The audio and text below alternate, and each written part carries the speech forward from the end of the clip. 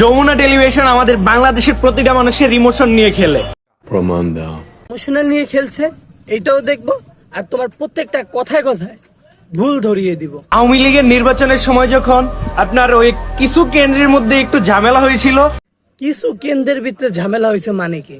আমি তো কোনো কেন্দ্রের ভিতরে ভোট হইতেই দেখি নাই, মানুষ তো ভোট দিতে যায়ই নাই।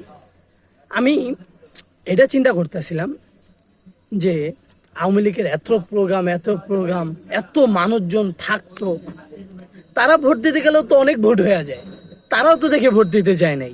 ঠিক ওই ফুটেজগুলা আপনার টেলিভিশনে প্রচার করে যে বিএনপি সমর্থিত জনগণগুলো আছে, যেখানে অনিয়ম হয়েছে সেখানে ফুটেজগুলো যদি দেওয়া যদি তাদের ভুল হয়, তাহলে তাদেরকে এইটা বলি যে আপনারা চুরি পরে বসে থাকেন, বাকি যারা নিউজ করতেছে বাকি চ্যানেলগুলো তাদের মতো আপনারা নিউজ করেন, কোনো কিছু দেখানো যাবে না। তাহলে তাদেরকে এটা বলি।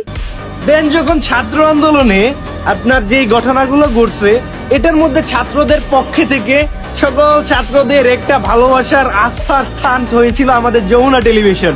তারা বাকি চ্যানেলের মতো বিক্রি হয়ে যায় না সরকারের কাছে, তারা সত্যটা প্রকাশ করছে। এখন এটাও কি তাদের ভুল? বাংলাদেশের সকল জনগণের ইমোশনটা নিয়ে কিন্তু যমুনা টেলিভিশন খেলছে।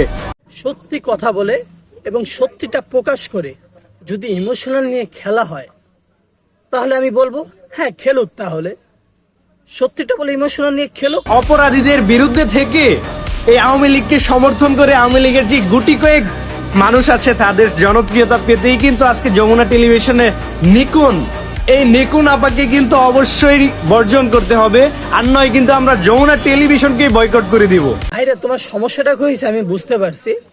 নিকুন আপাকে বয়কটের কথা কেন বলছো এটাও বুঝতে পারছি।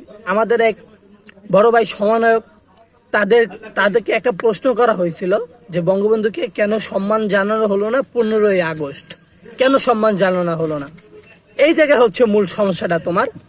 ভাইরে, যদি তোমাকে কোনো কঠিন প্রশ্ন করা হয় তখন যদি তাকে তুমি বয়কটের কথা বলো, তাহলে তার স্বাধীনতা কি থাকে? এইটা কিন্তু আওয়ামী লীগের একটা স্বভাব ছিল যে কেউ তাদেরকে কঠিন প্রশ্ন করতে পারতো না, তাহলে রেগে যেত, রেগে কথা বলতো।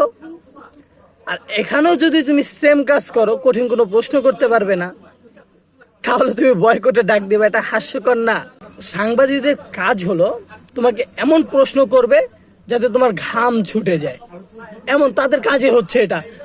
এই আমরা আগে দেখতে পাচ্ছি শেখ হাসিনা যখন কোনো জাতির উদ্দেশ্যে বা কারো উদ্দেশ্যে যখন ভাষণ দিত, আগে কতক্ষণ প্রশংসা তেলবাজি কইরা তারপরে প্রশ্ন করতো, আপনি এত উন্নত করছেন, হ্যান করছেন, দেন করছেন, আপনার মতামত কি? আরে ভাই, এটি কোনো প্রশ্ন নাকি? তফাৎ থাকে কোনো? এইটা হচ্ছে মেন প্রশ্ন। আমি প্রশ্ন করব, তাদের প্রশ্নের উত্তর দিতে ঘাম ছুটে যাবে, এটাই হচ্ছে স্বাধীনতা। আপনি যদি সমালোচনা পছন্দ করতে না পারেন, আপনার আওয়ামী লীগের ভিতরে কোনো তফাৎ থাকবে না। আপনারা কি বলেন? আমার কথার সাথে একমত থাকলে আপনারা কমেন্ট বক্সে জানিয়ে যান।